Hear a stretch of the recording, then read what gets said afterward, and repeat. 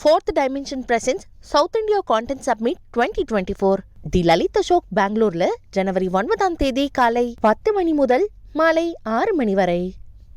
தென் மாவட்டங்களிலும் ஏற்பட்ட வெள்ள பாதிப்புகளை எதிர்கொள்வதற்கான பேரிடர் நிவாரண நிதியை விரைந்து விடுவிக்க பிரதமர் நரேந்திர மோடியிடம் முதலமைச்சர் மு.க.ஸ்டாலின் வலியுறுத்தியுள்ளார்.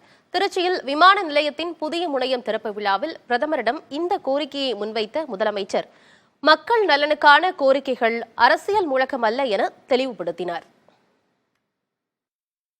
இந்த மாதம் சென்னை மற்றும் தென் மாவட்டங்களில் கடுமையான மழைப்பொழிவை தொடர்ந்து ஏற்பட்ட வெள்ளம் காரணமாக அந்த மாவட்டங்களில் பொது உட்கட்டமைப்புகளை பொறுத்து சேதமடைந்திருக்கு.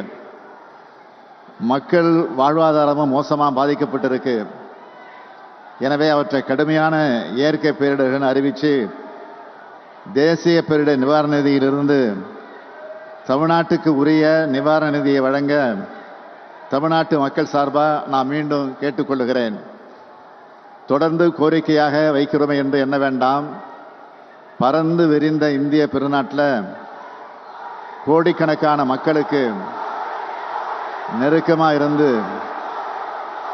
கல்வி, மருத்துவம், அவசிய தேவைகள், உதவிகள் ஆகியவற்றை செஞ்சு தர வேண்டிய முக்கிய கடமை மாநில அரசுகளுக்குத்தான் இருக்கு.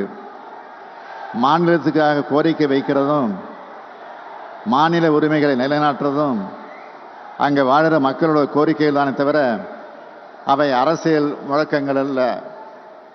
அந்த வகையில் தமிழ்நாடு அரசின் கோரிக்கைக்கு மாண்புமிகு பிரதமர் அவர்கள் நிச்சயமாக நிறைவேற்றி தருவார் என நான் நம்புகிறேன்.